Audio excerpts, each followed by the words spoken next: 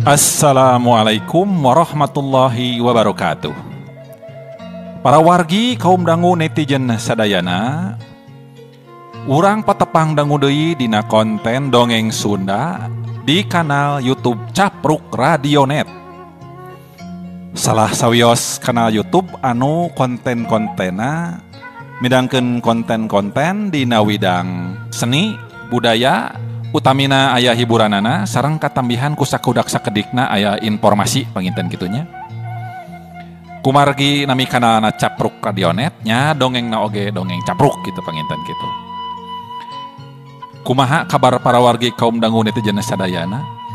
Mugi-mugi sapapaosna aya dina kawilujengan, aya dina panangtayungan Allah Subhanahu wa taala.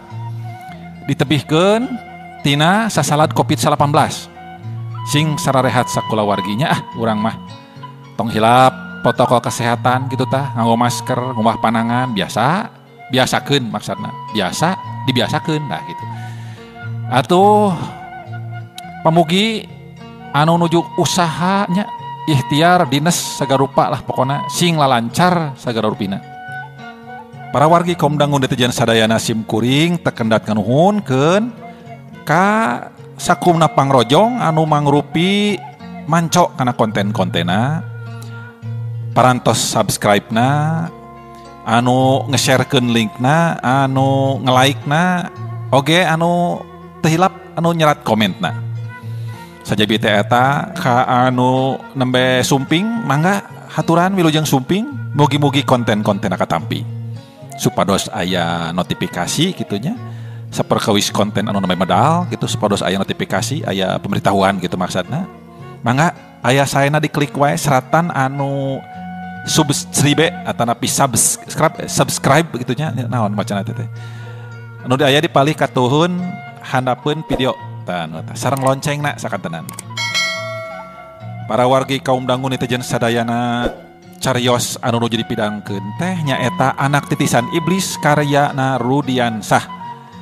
Nah, Ki Adi ya teh anu oge nyerat balad siluman nu ti payun sareng linglung di pajaratan pangitu gitu. Anu dina carios kamari tos nyarioskeun Randi anu turun gunung nanging dicegat ku Lasmini. Disabotase sigana teh kendaraanna teh. Kumaha carios salajengna? Supados teu nyangkolong teh karawaktos. Urang lajengkeun.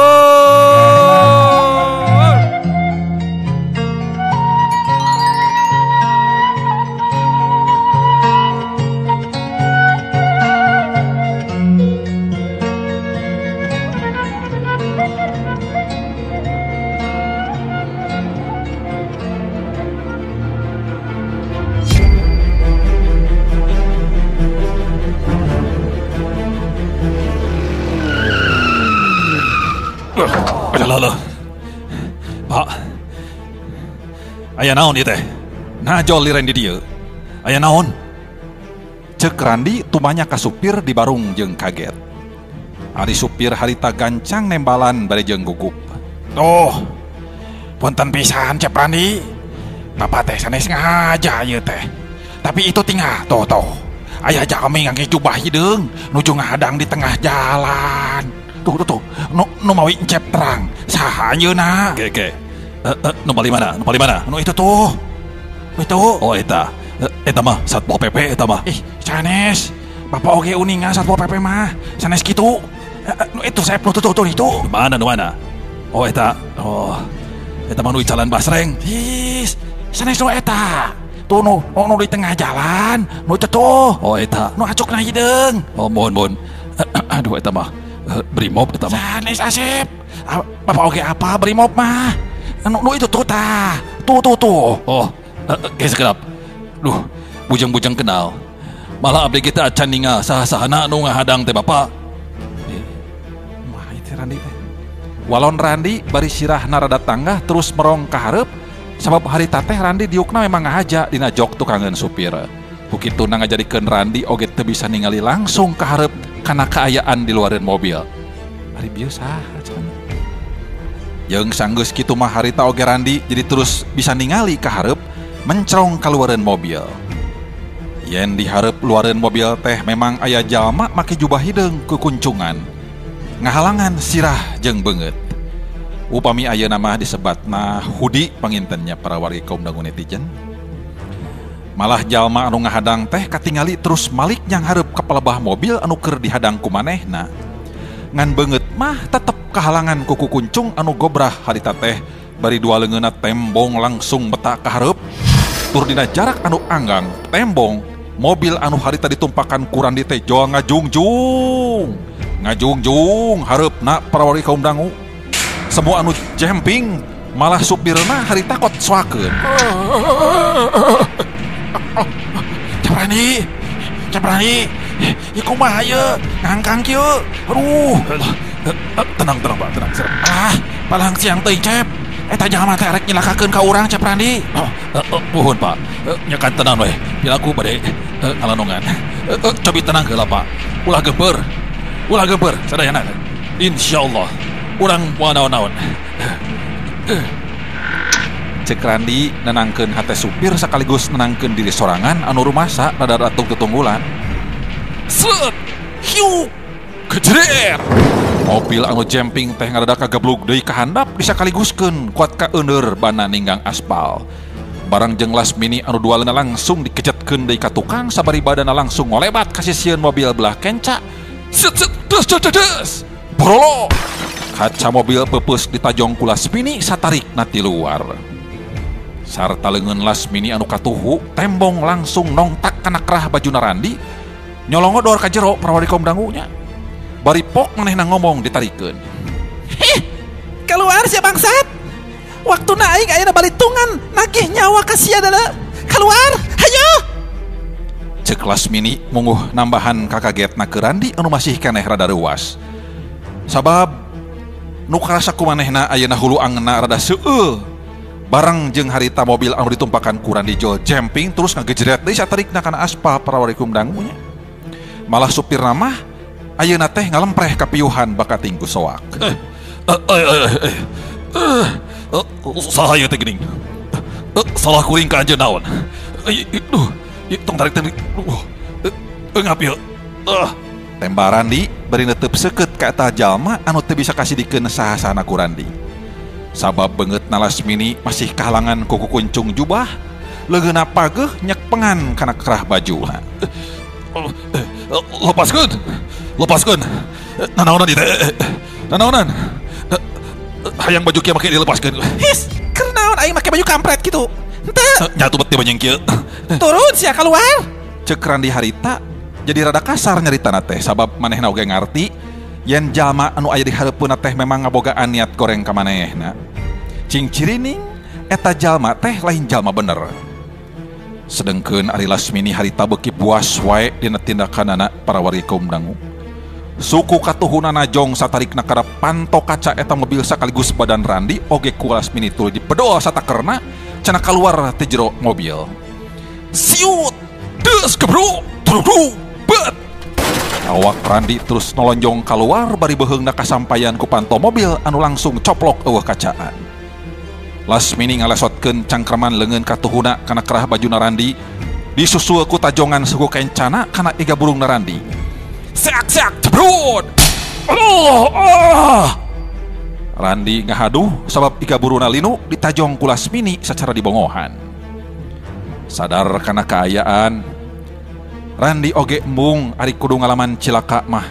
Manehna kudu ngalawan jalma anu memang boga niat daleka ka manehna. Yuk, su. Suku Lasmini geus norojol deui wae arek ngajejek kana iga burungna Randi. Ngan ayeuna mah Randi oge geus sadar kana kaayaan. Manehna moal hade lamun kudu cicingeun tuluy. Gentak Randi cingklak ka gigir ngajauhan tempat anu jadi sasaran musuh. Laju ngapangpengkeun panto mobil anu geus eueuh kacaan nyampai dina beheung ka sisieun jalan. Kolewang, gebruk. Eta panto dibalangkeun. Barang jeung ngeplosna panarajang lawan, harita Randi terus males narajang arek bokakeun ku kuncungna eta jalma anu memang rek ngabinasa ka dirina. Randi hayang apal. Nah saha eta jalma teh bet jo nyegat di tengah jalan bari teu sidikna hayang ngabinasa. Ceuk Lasmini nyahor yen Randi males narajang ka manehna. Lasmini gancang ngagiwarkeun awakna ka kenca, setkep. Leungeun katuhuna Randi beunang katewak ku Lasmini bari semu dipalioskeun. sarta kalawan dibarengan ku tenaga tambahan, Randi terus dibantingkeun ku Lasmini ka pagar pawates jalan. Hiu kelawang Jedak rebut. Randi awakna malik deui ka handap nyangkorah kana kamalir. Aduh. Randi tembong sumengir nahan kanyeri, leungeunna barared parawargi kaum dangu sarta palipisanana soek getihan. Sedengkeun ari harita Lasmini manehna munguh hayang puas jeung hayang buru-buru nempo Randi binasa ku manehna. Ku kituna bareng jeung hanjatna deui Randi tina kamalir, Lasmini gancang ngibankeun deui panarajangna ka Randi ngan ayeuna mah sacara gaib atawa ngagunakeun ilmu santet. Teu narajang deui ku sacara lahir. Sabab ceuk pikireunna Randi ayeuna mah tangtu moal bisa deui ngalawan sabab keurenahan kanyeri. Ku kituna Lasmini gancang manehna ngarawu beling kaca mobil anu tadi pepeus tuluy dikeupel ku leungeun katuhuna. Sarta bibirna langsung kunyam-kunyam babacaan mangsa mentangkeun ilmu teluhna pikeun sakaligus neluh Randi. Simba sakaya kiwa. Haya. Ora kaya pasti. Naon ceu tetep jampe teh? Hayang jauh wae. Cicing nu kadongeng mah tuluy wae. Oh sia. Heug. Jol harita jegoh we Randi batuk. Bari lempang naso sampoyongan, nyekelan beteungna anu karasa nyeri satu tas hanjat tina kamalir anu kabeneran keuresaat. Beteung Randi jeung eusi kadutna karasa pating sereset nyeri jeung peurih. Pangaruh tina beling kaca anu kiwari geus aya di jero beteungna Randi pamindahan tina leungeunna Lasmini anu keur husu mentangkeun elmuna.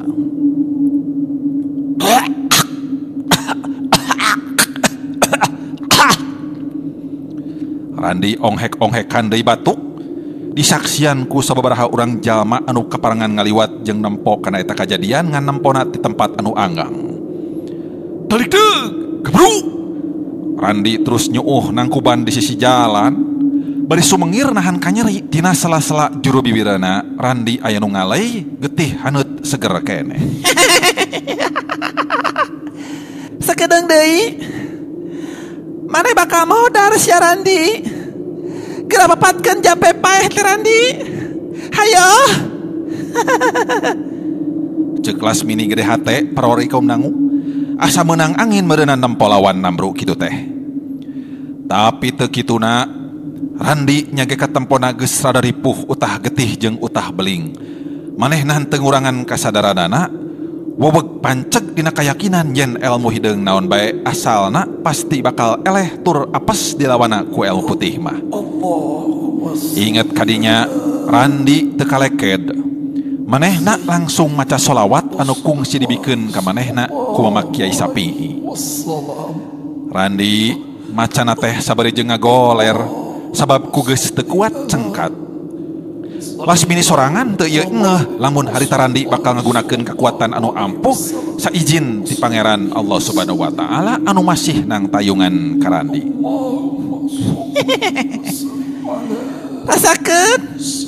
Rasakeun Randi. Sakedeung deui. Mane bakal modar.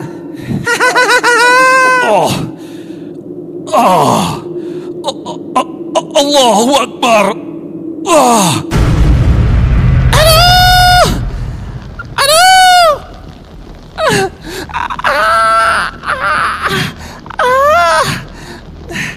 Panas. Lasmini anu tadi ngarasa yakin teh bakal unggul harita, manehna langsung ngagero nahan kanyeri, awakna langsung ngejengkang nang karak bengkang. Bari sukuna kokosodan nahan kanyeri jeung panas sakur badana. Barang jeung Randi anu ngabebeutkeun dampaleungeun katuhuna kana lemah dibarengan ku ngucapna asmana Allah. Sedengkeun Randi sorangan harita teh manehna masih keneh kaayaan nangkuban. Can waka buru-buru cengkat. Napasna masih keneh ngahanju pangaruh tina tatu anu di jero ngan teu parana untungna teh.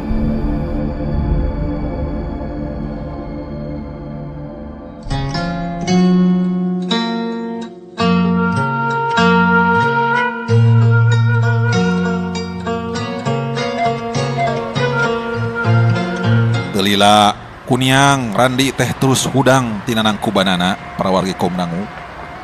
Dadak sakala awakna jol jag-jag deui sabada harita. Terus lempang lalaunan ngadeukeutan ka palebah Lasmini anu keur ngalempreh teu empes-empes leuleus beakeun tanaga. Kebeg. Sanggeus deukeut Randi jol ngaranjug kaget jeung reuwas. Sabab kakarak sidik harita yen anu jadi lawan manehna teh horeng Lasmini geuningan. Lasmini ngajoprak bari ku kuncung jubahna muka sarta ngalumuk hanapeun sirah. Matak teu heran lamun Randi jo langsung apaleun teh. Keur mah geus apal ka Lasmini teh tibarotona keneh nyaeta pamajikan Rustam. Moal tepi ka poho kana keuretan beungeut Lasmini nya ge lila teu panggih. Masya Allah. Oh, Sugante moal aya buntutan. Maksud teh Sugante moal aya buntutna Lasmini teh dendam ka diri aing. Dumeh eta meureunnan baheula Rustam anu jadi salakina ajal mangsa tarung jeung diri aing. Nyaan teu nyangka Cek gerentes Narandi dina jero hate. Jeung deui kusabab Randi mah bela jeung karunyaan sifatna ka jalma sejen. Manehna jadi ngarasa teu tegaeun nempo Lasmini kaayaan kitu teh. Manehna terus wae musatkeun tanaga murnina kana dampaleungeun duanana terus diantalkeun kana walikatna Lasmini. Anu badana dipaksakeun cenah diuk nonggongan Randi. Atuh Lasmini oge anu puguh teu walakaya teh awakna bisa ngarasa aya hawa haneut nyaliara kana sakujur badana.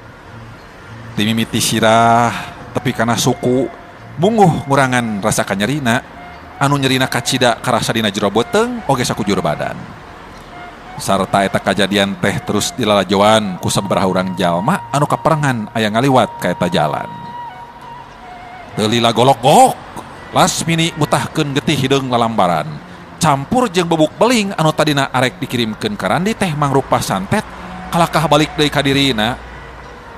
Nyangsang dina dirina para wargi kaum dangunya saperti bari basa tamiang belit kabitis. Jeung ari saenggeus kaluar mah getih anu kotor akibat keracunan pangaruh tina tatu di jero kakara harita Lasmini beungeutna jadi rada cahayaan deui henteu sepa teuing kawas tadi. Malah harita keneh oge terus netep antep ka Randi bari pok nyarita sanajan sorana masih keneh halon tetep maksakeun. Duh, Randi, hampura kuring, tetela, anjeun mah teu tega daleka ka diri kuring geuningan. Sakitu kuring tadi geus daleka teh ka anjeun. Naha ayeuna mah malah ku anjeun beterus diubaran sarta ditulungan. Lain gancang geura perenan nyawa kuring teh ku anjeun. Aduh. Kitu Lasmini teh nyaritana. Leuleuy ayeuna mah nyaritana teh teu nembongkeun sikap nganggap musuh ka Randi. Sedengkeun ari Randi teh embong maneh nangan ukur seri leutik sabari terus ngawalon pondok.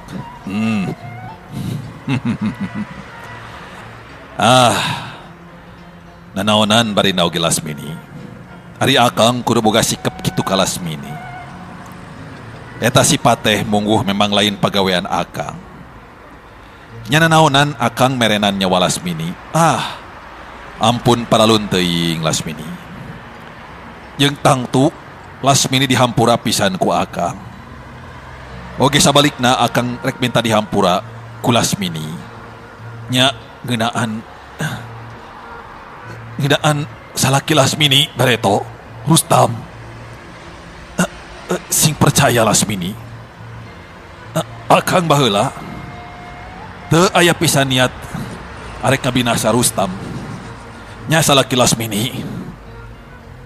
Pokna Randi kalawan Daria keur kitu berbay panon Lasmini ngaluarkeun cimata bari pok cerita deui samudu bareuda. Ieu kabeh memang salah kuring. Salah kuring Randi. Rumasa yen kuring Jeung salaki kuring pernah ngajahatan ka diri anjeun. Rupaning cara sangkan anjeun teh bangkrut dina usaha. Tapi coba tingali balu karena ayeuna kalakah nyawa salaki kuring anu jadi korban jeung kahirupan kuring anu jadi tambulaku teu bogoh tujuan. Teu naon Lasmini. Nu geus wae entong diungkit-ungkit deui. Da akangna oge geus teu naon ayeuna mah apanan. Bet ayeuna oge Lasmini sing sadar tina kasalahan. Akang mah geus reueus. Nya angguran mah hayu milu jeung akang balik ka lembur Lasmini. Moal Kang. Kuring moal rek balik ka lembur. Sabab mustahil lamun warga bakal nerima kedatangan kuring ayeuna. Justru kuring ayeuna rek nembrakeun niat jeung pamaksadan ka Kang Randi. Niat? Pamaksadan? Aduh, jadi teraos kita maksada kumaha Lasmini bade melari naib gitu. Ih, sanes Kang. Sanes gitu. Mana teh? Pamaksadan kumaha maksana? Cobi. Kieu Kang. Samemeh engke kuring baris nyaritakeun pangalaman ka Akang. Taya salahna lamun ayeuna abdi rek ngabejaan ka Akang. Akang kudu leuwih waspada tur iyatna. Sabab sabenerna mah abdi teh saguru saelmu jeung dulur Akang anu ngaran Halimah. Anu sarua boga niat dendam ka Akang. Hah? Halimah? Mohon Kang. Saguru saelmu? Kumaha maksudna? Ya, anak nage anu ngaran Sukmara, anu kiwari duka teuing di mana ayana. Sami siga kitu. Maksud abdi ayeuna taya lian. Abdi arek kabantu ka Akang. Bisi Akang niat arek tuluy neangan lorotanana Halimah. Katut anakna. Hayu, ku abdi ayeuna cuang baturan pikeun maluruh Kang. Oh, ku tante kitu. Lasmini teh kung si saguru saelmu taripan cek jeung Halimah cenanya. Ku guru kasaha? Panggih di mana mitina. Lasmini bet bisa wawuh jeung Halimah. Jeung ka mana ari anakna Halimah. Lain ayeuna mah keur ngagujurudkeun teteh. Ngaruksak lembur nyawa jalma jara di korban. Akang tangtu penasaran hayang maluruh. Hayang ngabebaskeun katunggaraan setiap rahayat anu bayang butuh pitulung Akang. Meni sumanget Akang. Yos, kantenan. Semangat. Ya pokona panjang Kang, lalakona lain kudu dicaritakeun mah. Ngeunaan abdi mimiti panggih jeung Halimah. Nu jelas abdi ku guru elmu teh kadukun sakti anu neulah nanyai Cangkurileung. Anu harita kabagean ngasuh anakna Ceh Halimah nyaeta Sukmara. Nganalika abdi jeung Ceh Halimah baralik tapa, horeng di tempat nanyai Cangkurileung teh aya urut pegalan pati. Ari kitu bah. Tangtu ku saya tukang roti ka dinya. Kumaha Kang? Nya. Lamun didinya kungsi aya urut bagelen roti. Pasti kungsi aya tukang roti kadinya. Sanes bagelen roti Kang. Apan becek Lasmini cenah bagelen roti. Begalan pati. Begalan pati. Nuhun. Nah janten bagelen roti. Maklum, lapar ti pasantren. Terus kumaha. Dukun jeung dukun patelah kalawan imbang ngajadikeun duanana ajal binasa sakaligus ngencarna si Sukmara sabab taya deui anu ngasuh manehna meureunnan. Ngeunaan kagarangan Sukmara abdi kakarak apa ayeuna gujrut ti unggal lembur anu kaliwatan ku abdi harita teh jeung ti Akang bieu. Ya. Terus kudu kumaha ayeuna peta Akang teh Lasmini. Niat Akang mah arek balik deui ka lembur tadi teh. Sono ka anak jeung dulur. sabab akang kudu ngecagkeun dongengna. Heuleuh para wargi kaum dangun teh janna sadayana. Rupina cageuk heula dongeng anak titisan iblis duwi ka dieu. Kumaha panungtungan ieu carios anak titisan iblis teh para wargi kaum dangun teh janna sadayana. Mangga teras manco dina dongeng Sunda ti kanal Capruk Radionet. Rupina dongeng anu bade dongkap eta dongeng pamungkas tina ieu judul. Sim kuring tekendat nada dihapunten kana sagala rupi kakirangan sareng kalepatan dina bidangkeun dongengna. Mugi-mugi aya hiburanana, aya hikmah sareng mangpaat anu tiasa dicandak tina sakur dongeng anu dipidangkeun. Boh bilih aya anu kasabit nami, kasabit tempat, kasabit alamat, kasabit asma dewasa. Sim kuring nada dihapunten margi eta mabungkalesan bae sanes kenging haja-haja. Urang patepang dangu deui dina dongeng salajengna. Sim kuring sejamit bundur. Wabillahi taufik wa hidayah. Wassalamualaikum warahmatullahi wabarakatuh. Salam baktos.